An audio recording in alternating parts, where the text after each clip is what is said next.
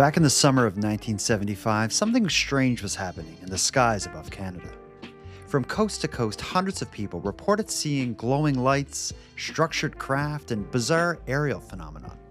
The reports were coming from everyday citizens, but also from RCMP officers, air traffic controllers, radar station operators, and even military personnel.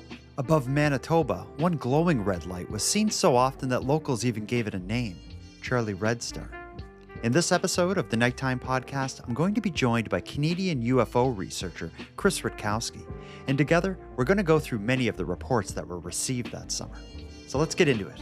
Chris Rutkowski and I are going to travel back to 1975 and revisit Canada's summer of UFOs. You are listening to the Nighttime Podcast. Mr. Chris Rutkowski, it's been a while since I touched base with the UFO scene in Canada. What better way to do it than connect with you? Just tell me right off the jump here, what's new with UFOs in Canada? Oh, man. Well, there's a fair amount of stuff that's new. I mean, there have been some UFO sightings that have been going on, but there was an interesting ball lightning case I think we're going to talk about in a little while. Heck yeah. The Sky Canada project report is finally coming out.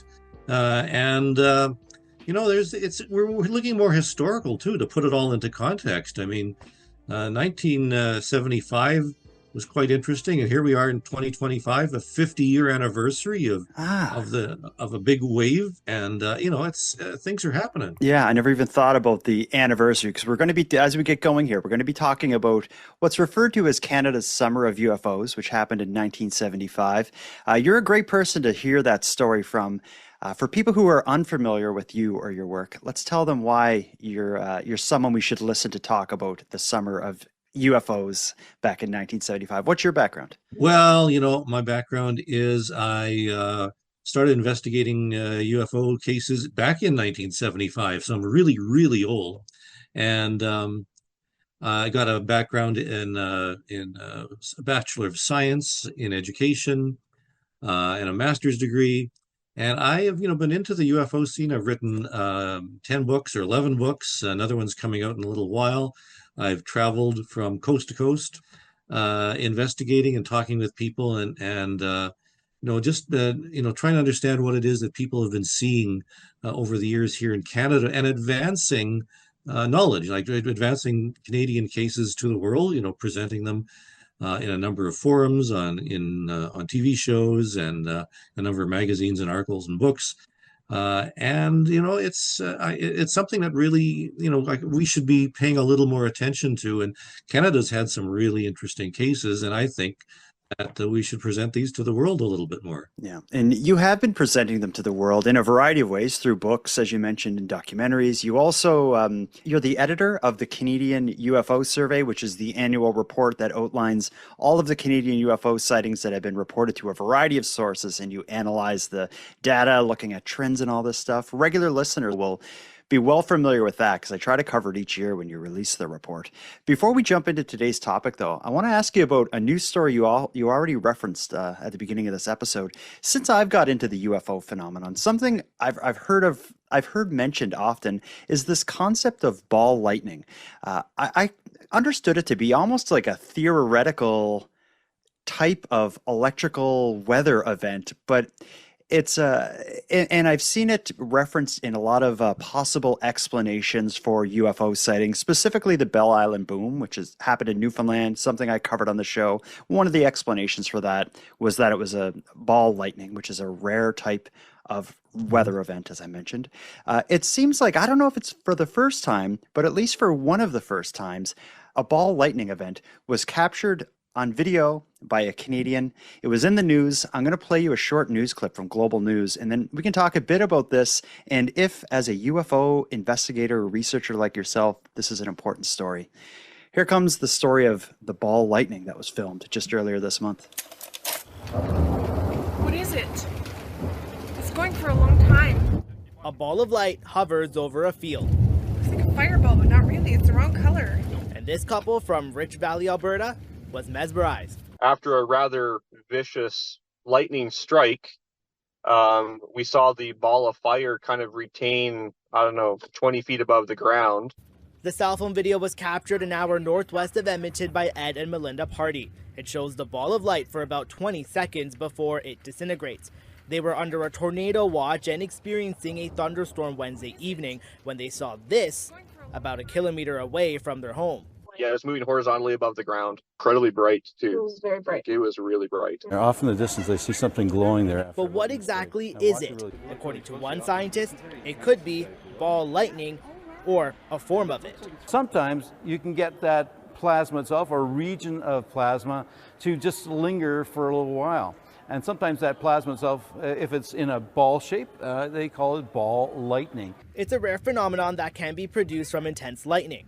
But why it's caused is still something scientists are trying to determine. What are the right conditions to actually make this phenomenon happen? We don't know, because again, it's such a really rare event and it's not very well understood. Florian believes that although this weather event is rare, we could see more of it. The more and more severe storms that we're getting across the prairies, there might be greater chances of other people witnessing these phenomena as well. The parties say they're lucky to experience an extraordinary event not many people have. I was glad it was far away from our house, though, because I don't think I'd want to get near that because that's a lot of power in there.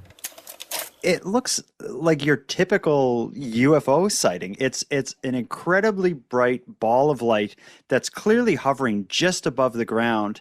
The video we see in that news clip, it's shot in the middle of the day, so there's full sun, which shows how incredibly bright this ball lightning is. And then after 20, 25 seconds or whatever it was, you see the thing just sizzle away, almost leaving behind it almost like a cloud of sparks as it dissipates into the sky. Have you ever seen anything like this before? I have never been lucky enough to see ball lightning. I've seen a plasma discharge. Some of your listeners may have seen a discharge.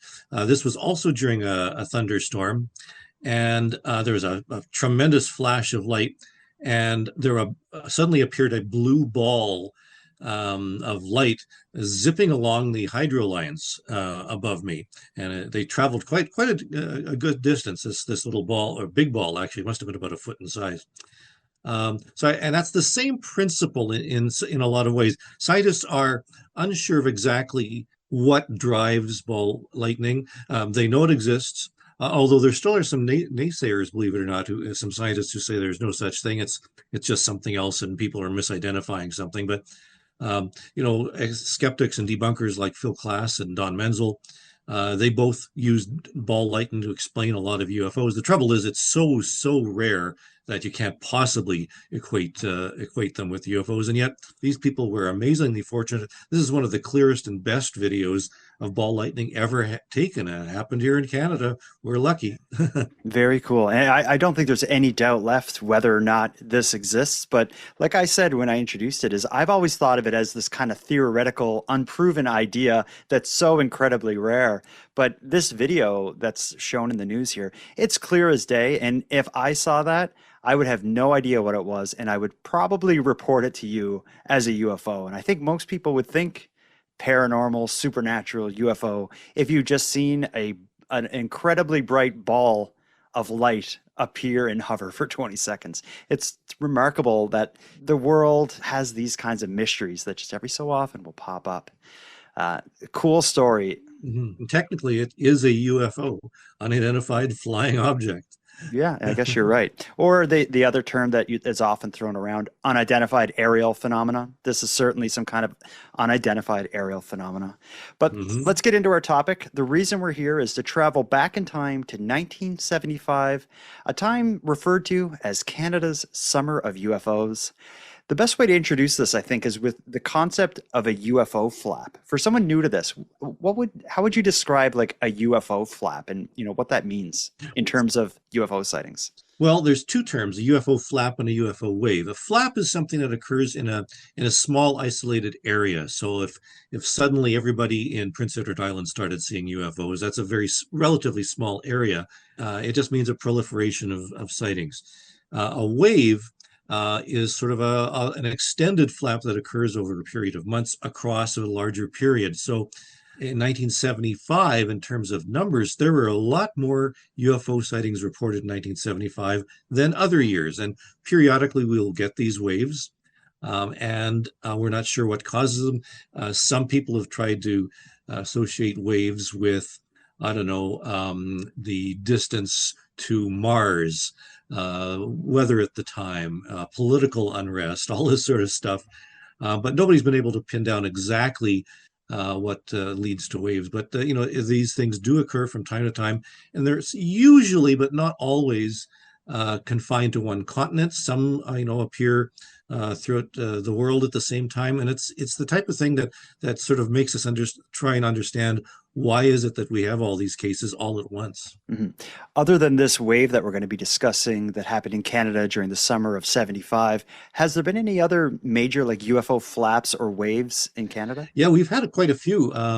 Worldwide, there was quite a significant wave in 1952, and that's the Project Blue Book. The U.S. Air Force identified that as being very peak, and it happened in Canada as well. That was 52 was a significant number. 67 to 69, a lot of cases right across the country.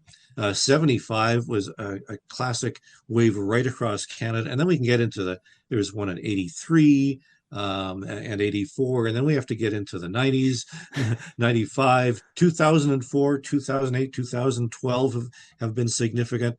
In fact, 2012 one of the greatest peaks in Canadian ufology on record.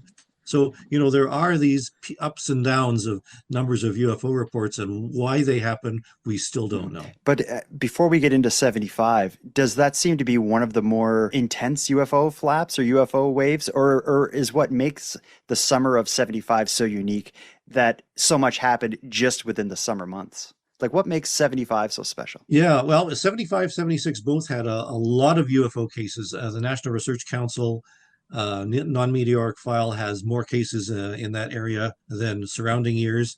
I personally received, 150, something like that, cases just from Manitoba alone. And then, of course, there's the rest of Canada as well that we're reporting them, not necessarily to the NRC. So we did get a lot of cases in a very short period of time. There was a flap embedded in the wave, I suppose, but for some reason it was summer 75, summer 76, and a lot of people were seeing things. Now, you shared with me before we started here, and you posted an article on your website or on your Substack that compiles a list of documents related to the UFO sightings during the summer of 75. We're going to go through and break a lot of these down, but I got to ask you, where did all this stuff come from? Because when I'm looking through the reports you sent me, it seems to be mostly like the RCMP reporting something to like the astrology section of the National Research Center. Like, all this seems like it should all be top secret stuff. What is this, and where did it come from? Well, the National Research Council of Canada did, in fact, investigate UFO reports, and with the idea that perhaps some of these cases might lead to the discovery of meteorites on the ground. So they're asking people for reporting lights in the sky, and the idea that some of them were meteors, and a lot were not meteors. That's why they're the non-meteoric sightings.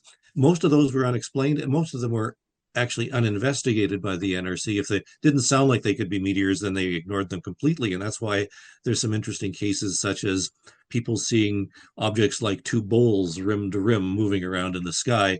Obviously not meteors, but possibly something else. The rest of the cases came from my personal files, ufology research. The problem is that not a lot of that is scanned in, whereas the National Research Council of Canada non-meteoric files, a lot of those have been made available as digital copies. In fact, I was in Ottawa at the National Archives looking through the NRC files earlier this year, and I personally scanned in 500 or 600 cases that had not been digitally available for, and I'm slowly making those available too. So, these are official records that people made to the RCMP, to National Defense, to air traffic control. These are bona fide UFO reports, and we have some documentation that shows that the government of Canada was taking, at least a modicum of interest in them. Mhm. I think people will be surprised to hear how many times, as we go through these reports, how many times we hear of an RCMP officer witnessing it, or an air traffic controller, or in one case, there's like a government like radar operators, or a radar operator who saw stuff. So it's going to get interesting. But before we get into the reports, let's take a quick break. And when we get back, we'll go through UFO reports from the summer of '75, and we'll start on the 10th of April in Hudson Bay, Saskatchewan. We'll start after a quick break.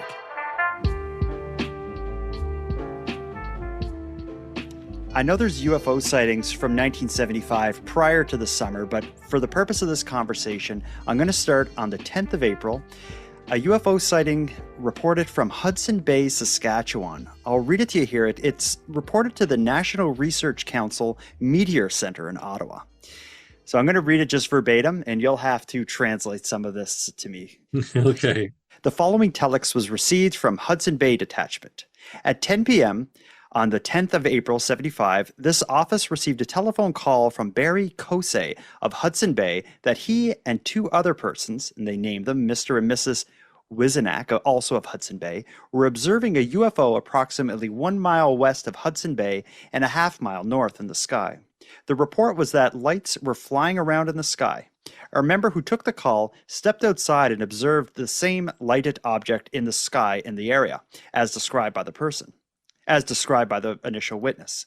It was also observed by another person through binoculars at the office and described as being elliptical in shape with lights surrounding it, and it seemed to revolve and then disappear towards the north. The matter's being investigated according to the ops manual, and a report will be submitted. It now appears that the National News Service has picked this up, and inquiries are being received here, and indications are that a news team may be arriving. In view of this, information is being forwarded for your information, and we're attempting to keep this low-key due to the involvement of our member. This sighting took place over a period of approximately 1 hour. Yeah. What do you make of this? Well, I mean, first of all, RCMP officer was one of the witnesses. So this is a multiple witness case with an RCMP officer. And two RCMP officers. One walks outside and sees it, and then another one seems to come outside with binoculars. Yeah. So, this is a fairly well-observed thing. Although it says the lights were moving around, they had to use binoculars, and they were watching it for about an hour. And if I'm not mistaken, there's a little annotation in pen or pencil on this. Yeah, written at the bottom of it in handwriting, it says, could be Venus or perhaps Saturn. Mm-hmm. And actually, you can plug it into a star chart program. And sure enough, Venus and Saturn were both in the southwest, and they would have been moving, towards the north over the period of the time that this was being watched. Whenever you have a sighting that's seen over an extended period of time, like an hour is a long time to be watching a light in the sky. Heck yeah. And because there were some bright objects in the sky, that might be a clue that perhaps this did have an explanation. It started the frenzy and all the interest in UFOs during the great summer of 1975. I mean, I mentioned that there had been a few other cases before, but Hudson Bay seems to be one of the most prominent in the National Research Council files. And Hudson Bay, Saskatchewan, by the way, is quite a bit north.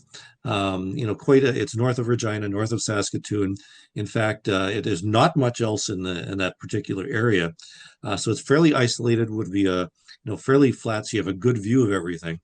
And yet they had time to call the RCMP to take a look at it, and everybody saw it. So there's no question something was definitely there.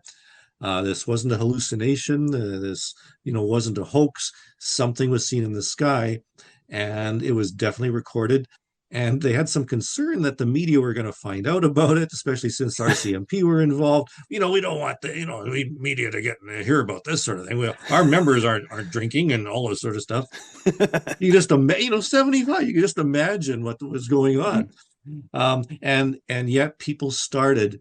After that point, to see more and more UFOs across Canada. And perhaps, I have to say, maybe the media attention from this particular case in Hudson Bay, Saskatchewan, led to more people in Canada looking up You know, something was seen in Saskatchewan. Maybe I'll look up, might see something myself.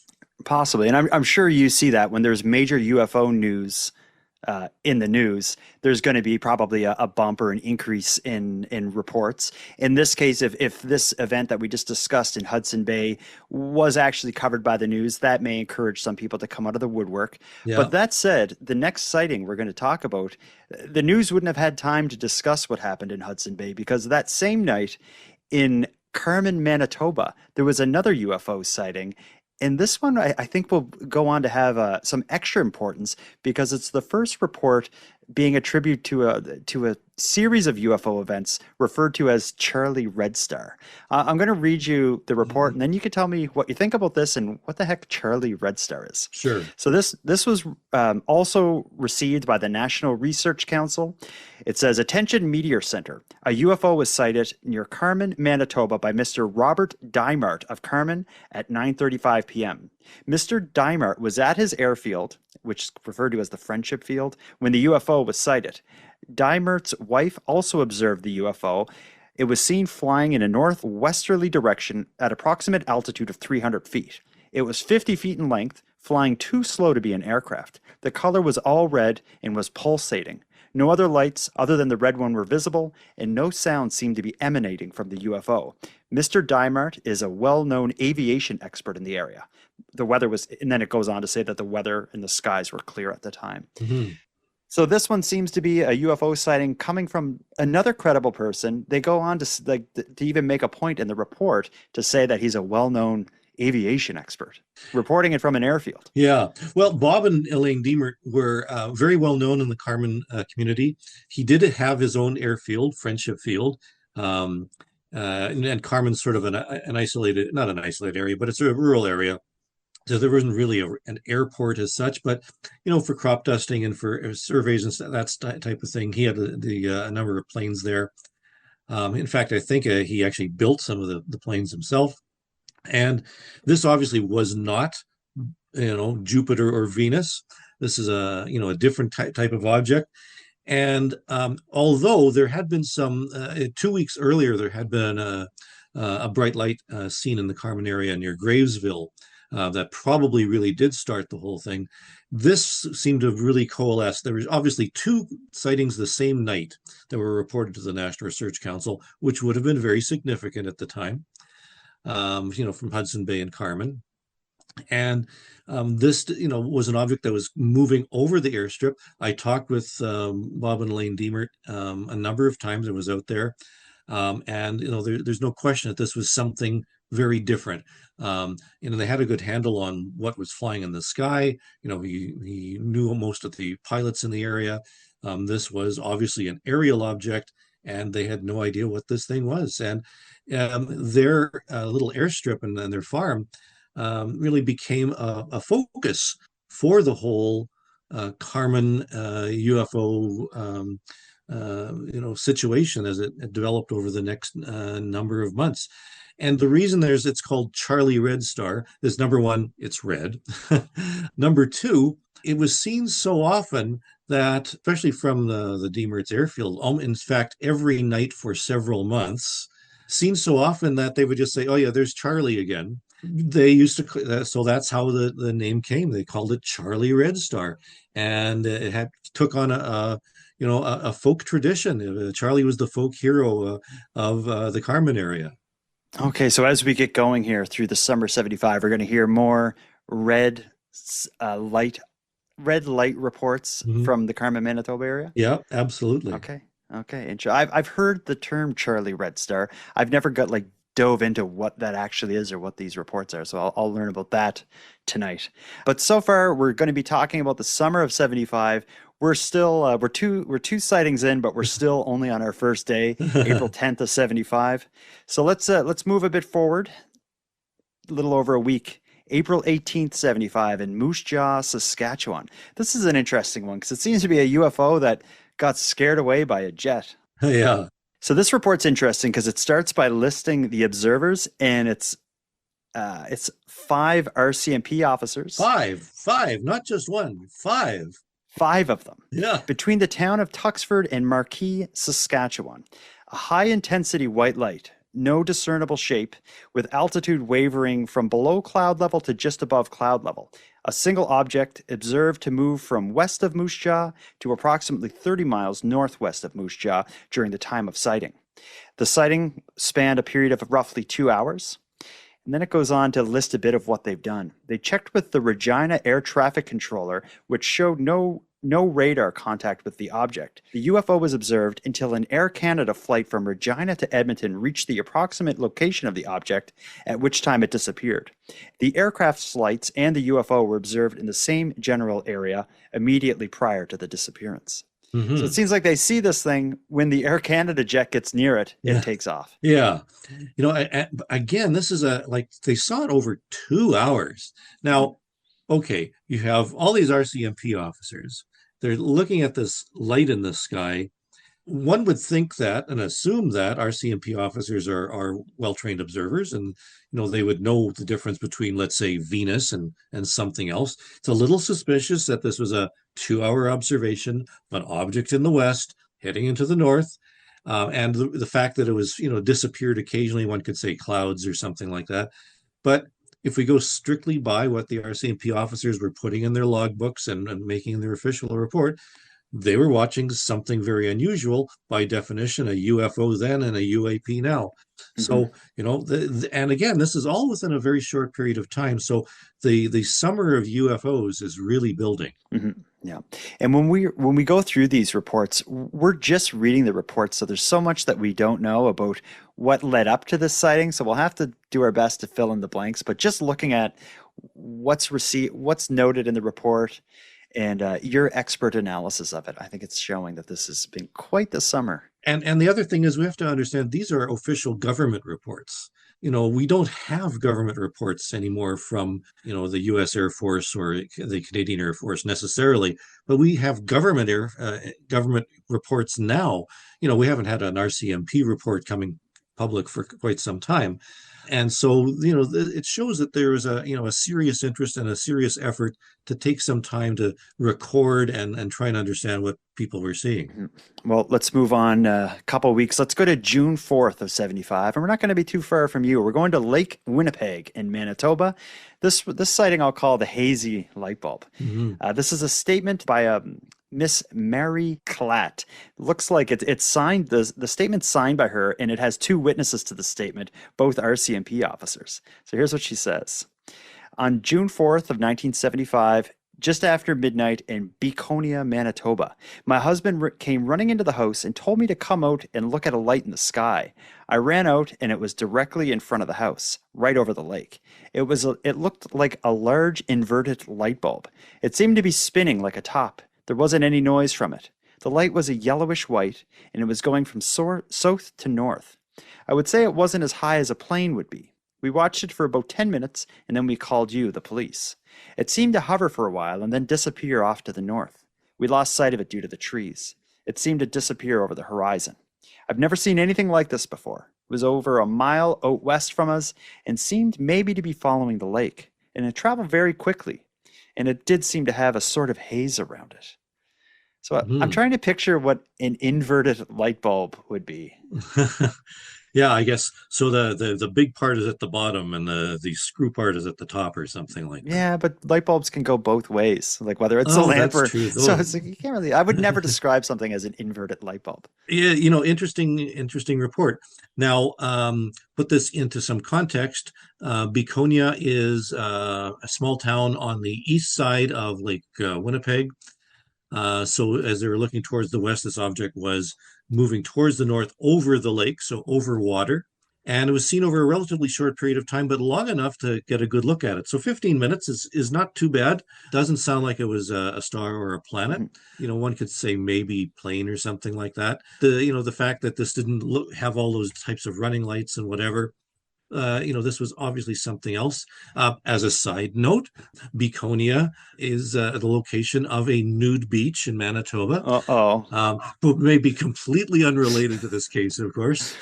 it was something that was definitely observed. Okay, I like it though. I just like my favorite part of the whole sighting is the inverted light bulb. And that's typical. People often are, at a loss for words to describe some of what they've seen, because this is so far out of, their experience. Like, how would you describe this type of thing? Before we get to the next Charlie Redstar, let's go to July 2nd in Cumberland, Prince Edward Island. This is a report by a Mr. Ray Timmons to the RCMP. And we're receiving this as it was sent to the National Research Council Meteor Center, like all the others seem to be. So on July 2nd, 1975, just at about midnight, the skies were clear. There were 5 observers noted on the report here. The gentleman himself, Raymond Timmons, his wife, Beverly Timmons, and 3 of their children also seen this. Here's what they say. They saw a series of red and green lights. The red light went from bright to dim. There seemed to be no shape. They believed the altitude to be somewhere between 0 and 150 feet, and it moved in split-second movements. So like a quick jump, it would stop, then a quick jump. And it moved from right to left, and then left to right, and then back up and down, and then moved up and down several times. It hovered for approximately 5 minutes, and they believed it to be just one object. The duration of the sighting, approximately 15 minutes. So this, to me, like, it sounds like what they're describing is like a firefly or something. Yeah, I mean, the red and green is very typical of, planes, of course, but red and green, and the fact that things are going up and down and side to side, it's very typical of what we hear stars and planets described. If you're looking at it and your eye is actually involuntarily moving, it makes the stationary light move around. But this was seen, over a fairly short period of time, 15 minutes, and stars, and planets would have been around a lot longer. Not sure what this was, but again, a number of witnesses.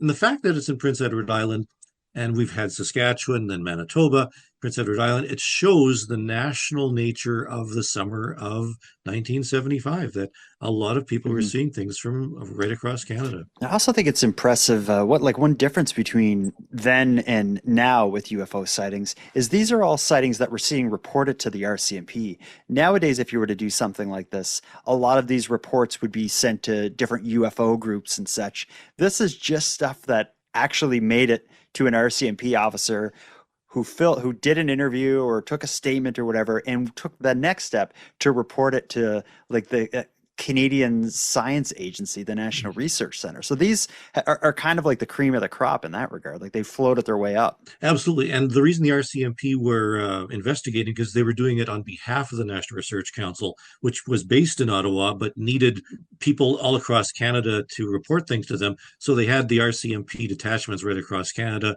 and they had directives to investigate on their behalf.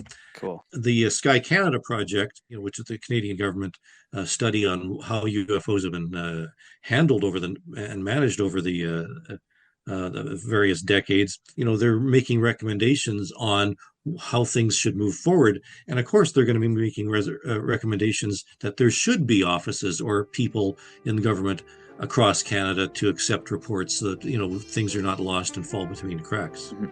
I mentioned before we got into that sighting in PEI that we're going to get to another Charlie Redstar sighting. We'll take our final break. When we get back, we'll jump to July 4th.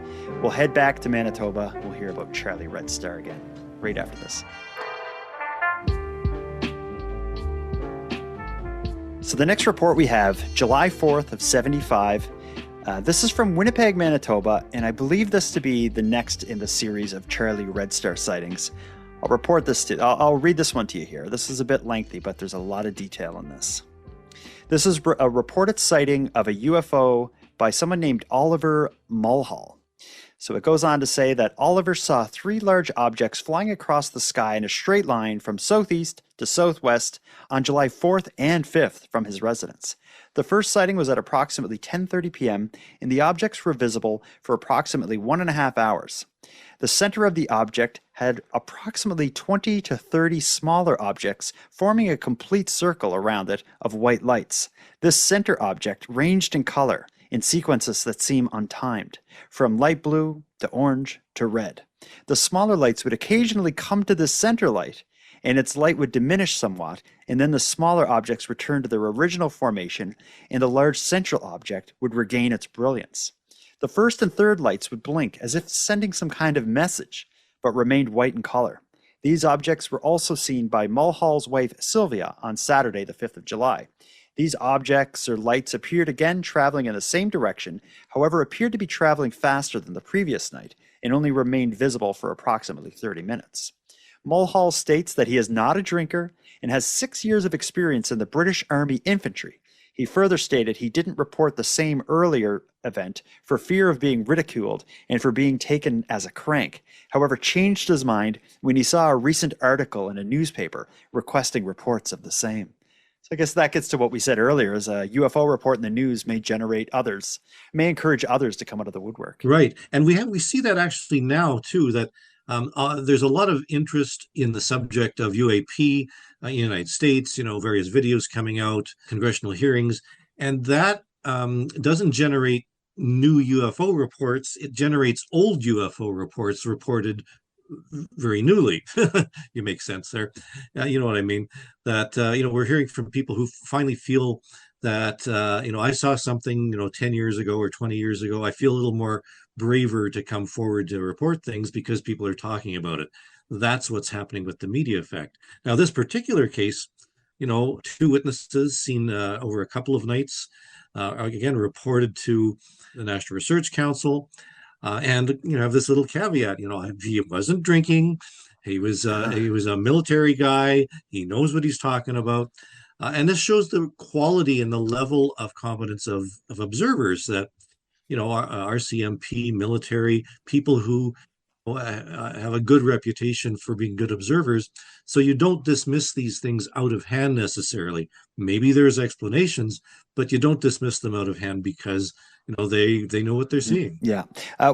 This has been referred to as a Charlie Redstar sighting, but it's not a red star. I guess it did have some red. Yeah, red-ish, from time to time. All right. And one other thing about this, he was worried about reporting it for fear of being labeled a crank. But my thought is, what makes it sound like a crank, phony kind of report is, why did they feel the need to put in the report that the lights were blinking, like the outer lights were blinking as if they were sending some kind of message? How does a light blink to indicate that it's sending a message? That's the part I don't get. It seems like they're adding a little bit to it. Yeah, and we have some early indications here of contactee, people who believe that they were contacted or selected by the UFOs or UAP or aliens for whatever reason. We saw a lot of that in the 1950s and into the 60s. In the 70s, we didn't get as much. And it took until, the 80s, 90s when we had the abduction phenomenon, and sort of today when we have contactees who believe that the aliens are definitely here on Earth, and, they're communicating with us for whatever reason, and you can signal to them and play certain tones and things like that to bring them down. So, that contactee element wasn't as strong in the 1970s, but you have sort of a whiff of it in this particular case. Mm-hmm. But I did enjoy the description, though, this idea that there was a bright center light with a whole bunch of smaller lights around it, and they all seem to be interacting. It just seems like a very technical kind of description. But again, if someone came to me and told me about this, I'd be like, wow, that's amazing. But then when they add it, and it seemed to be communicating with itself through blinking, I'd be like, oh, okay, one of these kinds of things. Yeah, I hear what you're saying. Yeah, let's move on to the next one. Let's go to Mount Pleasant, Ontario, the 6th of July, 1975. This is an interesting one because it's going to be a case that leaves behind some physical evidence. It involves a farmer named Joe Borda who saw a silver dome-shaped object on his tobacco field. Here's the report from the RCMP. On July 6th, at approximately 4:30 to 5 p.m., tobacco farmer Joe Borda observed a silver, dome-shaped UFO on his field of tobacco plants in Mount Pleasant, Ontario. The object was approximately 400 yards away from where he was standing, and Borda assumed it was just his neighbor's stainless steel irrigation truck or tank. It was later reported that none of the neighbors had their work vehicles out that day. On July 8th, while examining the field, Borda found a depression about 20 to 30 feet in diameter of damaged tobacco plants at the spot where the object was seen. Some of the leaves from the plants within the depression were burnt. Other plants were flattened, and some were found broken at the stem. Mm-hmm. So this sounds an awful lot like a UFO landed on the field and left a sort of like rudimentary crop Not circle, I guess like crop oval. Yeah, well, I mean, it was certainly a precursor to the old crop circles. There's some interesting sidelines here, not reported in that, but there was an attempt by some UFO investigators at the time to try and get the plants analyzed because they figured, something was done to them, radiation, heat, something. And so they submitted them to the government to try and get somebody to analyze them. And the plants went missing, of course. So, all of a sudden we were back into the old, we're starting to have some conspiracies involved here. But it's not a red one. This was a silver thing, and not just a physical object that he had seen leaving behind a trace. This was one of the physical traces left by UFOs that we often hear about. We don't hear about them anymore. These seem to be almost missing from UFO literature now. Mm-hmm. Yeah, it's just kind of a shame that we have this report itself. But if this went to the RCMP and the National Research Council, it would be great if we had their follow-up, like if they actually went and examined anything, or if they just if they're looking for meteor debris. This seems like, of all the ones we've heard, this is the one I'd want to go check if it actually damaged the ground. Yeah, and we don't have any of those analyses in the documentation at all. So what happened, we're not sure, but it was 50 years ago. That's a good point. Let's jump forward to the 21st of July, 1975. We're going to be in Calgary, Alberta. And of all of them, this may be my favorite sighting because it involves the witness, a former Royal Canadian Air Force and DEW line officer reporting a UFO to RCMP. I didn't know what a DEW line officer was before this. I did a bit of research. And if you're going to take anyone who reports a UFO seriously, this would be the kind of person. A DEW line operator, often called a radiation, is a technician responsible for the maintenance and operation of the radar and electronic systems on the DEW line, which stands for the Distant Early Warning Line. These individuals work in isolated radar stations across the Arctic, ensuring the continuous functioning of the system that's designed to detect potential aerial threats to North America. So this is a report from someone who's basically like in a radar station with the sole job of using all the equipment to spot things coming to North America from far away. So I don't think you could have someone that's more qualified. Right. And DEW line people, there were two DEW lines actually. One was a little bit south of that, across the northern part of the provinces, but there were the second one in the higher Arctic. There were dozens of stations all across, and we do have a number of DEW line reports from operators who had seen and detected some UFOs, and they reported them. We have records of those. The idea was, of course, for them to keep an eye out for spies and stuff. Well, this was Cold War-ish, so it was Russian missiles coming over the pole and all that sort of stuff. Yeah. But that just gives a sense of this report's coming from the person who would report to the government, missiles are on their way here, or there's a spy plane, or God forbid, there's a bunch of aliens that are flying towards us in UFOs. Yeah. This would probably be one of the first people to see it. So let me read what he reported to the RCMP. On the 21st of July, 75, in Calgary, Alberta, Mr. Don Cooper reported to our office that he had observed 2 UFOs from his residence prior to 4:30 a.m. He made notes on the sighting, giving a complete description of everything that took place. At the end of the notes, he gave his complete qualifications in regards to sky observation. Copies of these notes are attached. The originals are being retained at the Calgary department. So we don't get what he saw, other than in the middle of the night from his home, he saw something, and it seemed like when he saw it, rather than in 2025 you'd pull out your phone, what he did was pulled out a pen and paper and just wrote down everything that he was witnessing and submitted that. Yeah.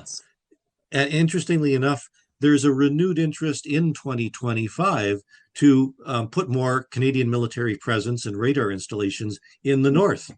And as a result of people down south across the border being concerned about security and national security and Canadian sovereignty. So interesting, even though the DEW line itself was decommissioned in the 70s, there's a renewed interest. Here we are 50 years later to try and get more of an established presence in the north again.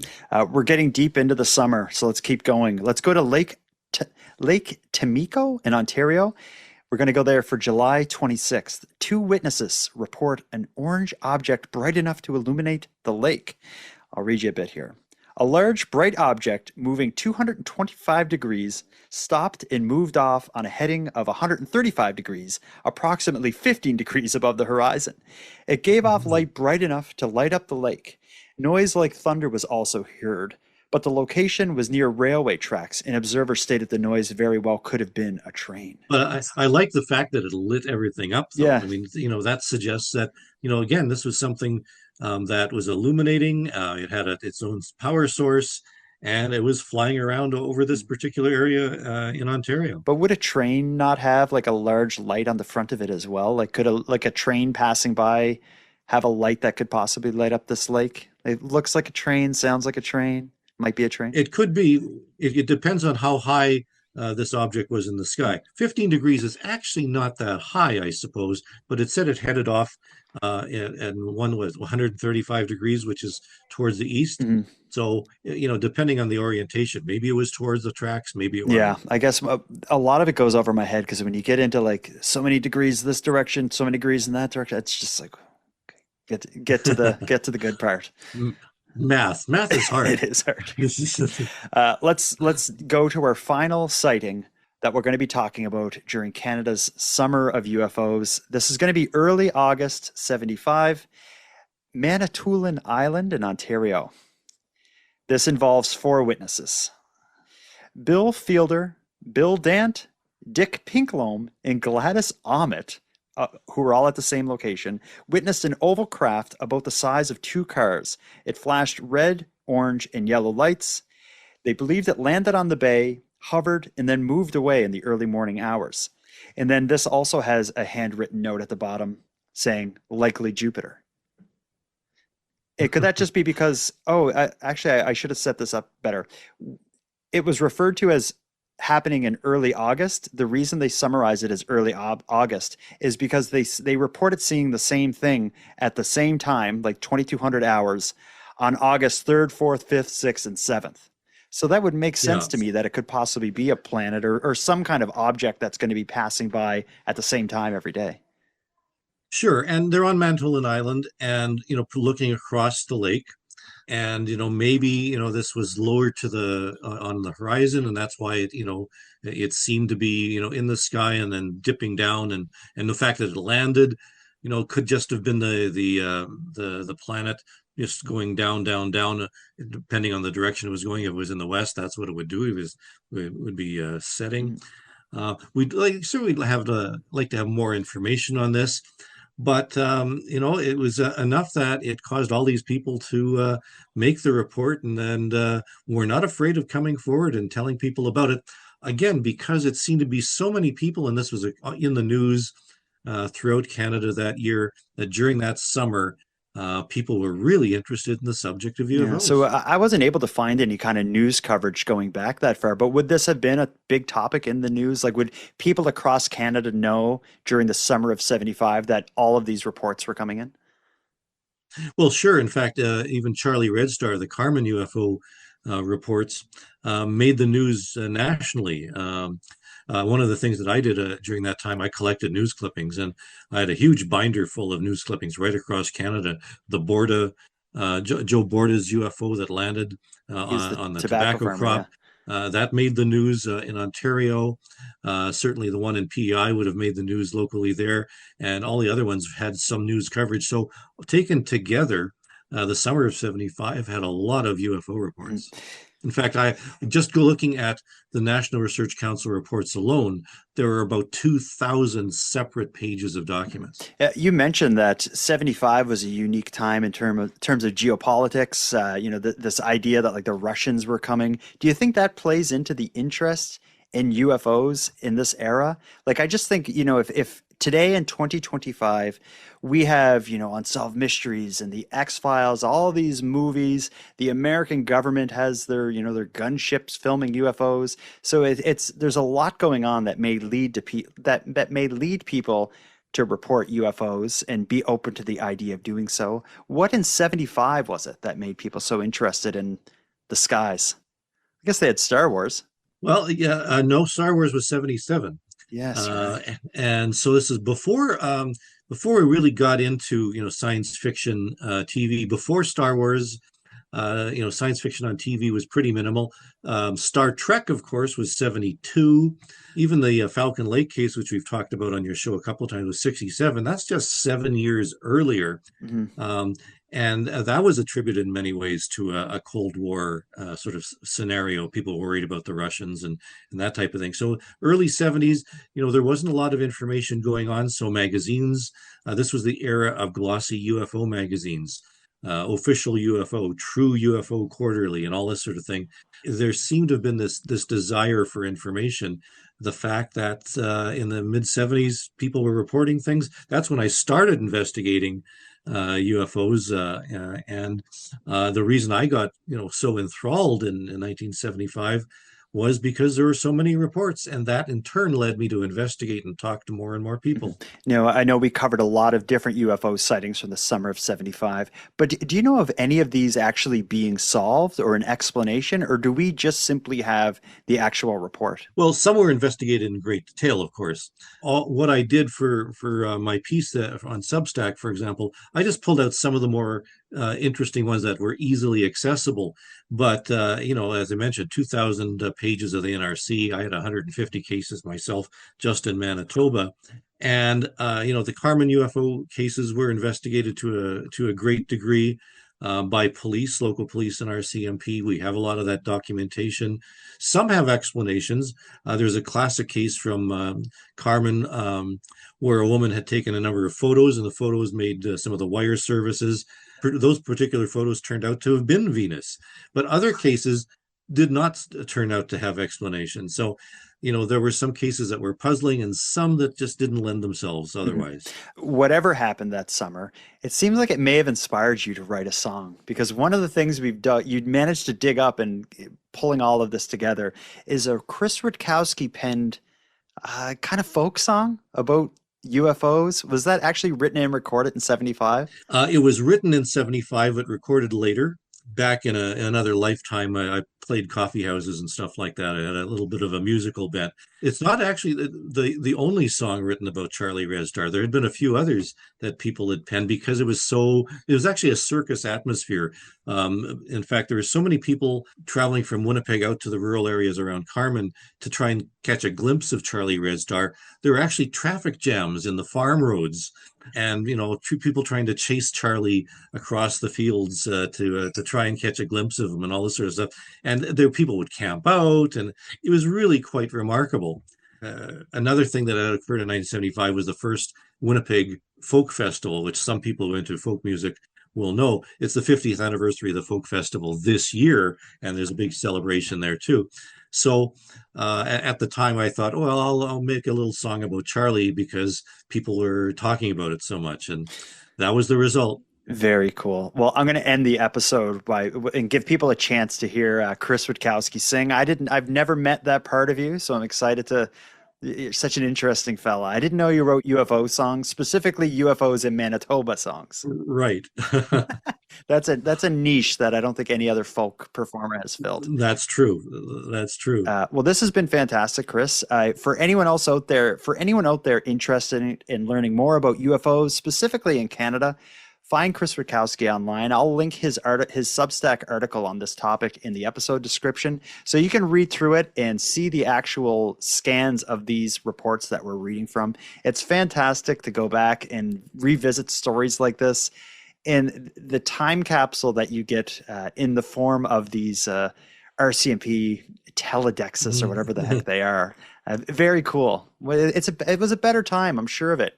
Technology ruined all this stuff. Half a century ago, just imagine, and we're talking about that now, and we have the documentation from that. Yeah, now it's just be all AI garbage, like this sort of stuff. Yeah, that's right. This is long before AI.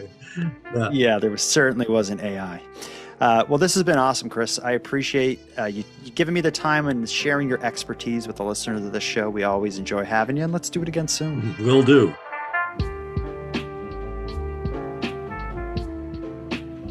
I want to thank you for joining us for this episode of Nighttime. I've added a link to Chris's Substack article that covers the 1975 UFO wave in this episode's description. Seeing the contemporary reports really shows how much things have changed over the last 50 years. If you enjoyed this talk, I'd go check it out. Now I'm going to start wrapping up this episode, but before we part, I'm going to give out some thanks. First, a big thanks to Chris Rutkowski for sharing an evening with me and with you, the listeners of Nighttime. A big thanks to Monty Datta, who contributes the music for this episode, and a shout out to Linz from the Dystopian Simulation podcast, who provides my intro and outro voiceovers. But then lastly, and most importantly, a massive thank you goes out to each and every one of you listening to Nighttime, as without your interest and your support, this show would be as pointless as it would be impossible. Now, on the topic of support, let me thank the newest subscribers to the premium feed. Jory, Barb, and Brianna, we appreciate you. And for anyone else who'd like to support the show, you can help us out here in a variety of ways. First of all, a premium feed subscription costs just a couple bucks a month, and that money funds the creation of new episodes. But the premium feed will also give you those episodes 2 days early, get them to you ad-free, and give you access to a back catalog of episodes. If that sounds like something you're interested in, you can go premium at nighttimepodcast.com/subscribe. And even if you don't want to go premium, you can still support the show by sharing this episode on social media and letting all your like-minded friends know why they should listen. Your support is very much appreciated. And until next time, take care of each other, hug your loved ones tight, and let me know if you see anything weird. The Nighttime Podcast is written, hosted, and produced by Jordan Bonaparte. Well, it's flying saucer time in Manitoba. Those glowing balls of light are in the skies. Well, they're flying to and fro, see their population grow. You don't need no telescope, just use your eyes. Well, the orange kind is pleased to sit on highways, and the red ones hang around the TV towers. And some even turn to green, the brightest that you've seen. You can stay out there and watch them all for hours. Well, just sit out in a field some night near Carmen. Before you know, you'll see 'em in the air. Charlie Redstar is his name. He don't seem to have no aim. He just flies around and knows you're sitting there. Oh, it's flying saucer time in Manitoba. Those glowing balls of light are in the skies. They're flying to and fro, see their population grow. You don't need no telescope, just use your eyes. Well, you can try to sneak up close to them by walking, or chase them up to 90 in your car. But it won't do you no good. They tell you if they could, they don't want to say hello so far. Well, some folks will tell you that they think you're crazy, and some will say, go out and check your eyes. But no matter what they say, until you're old and gray, you'll remember when those saucers filled the skies. Yes, it's flying saucer time in Manitoba. Those glowing balls of light are in the skies. Yes, they're flying to and fro, see their population grow. You don't need no telescope, just use your eyes. Well, they ain't no satellites or heliocopters, and they ain't no aeroplanes, so don't tell me. And if they're from outer space, they've sure come to the right place. Manitoba sure has some nice scenery. Yes, it's flying saucer time in Manitoba. Those glowing balls of light are in the skies. They're flying to and fro, see their population grow. You don't need no telescope, just use your eyes.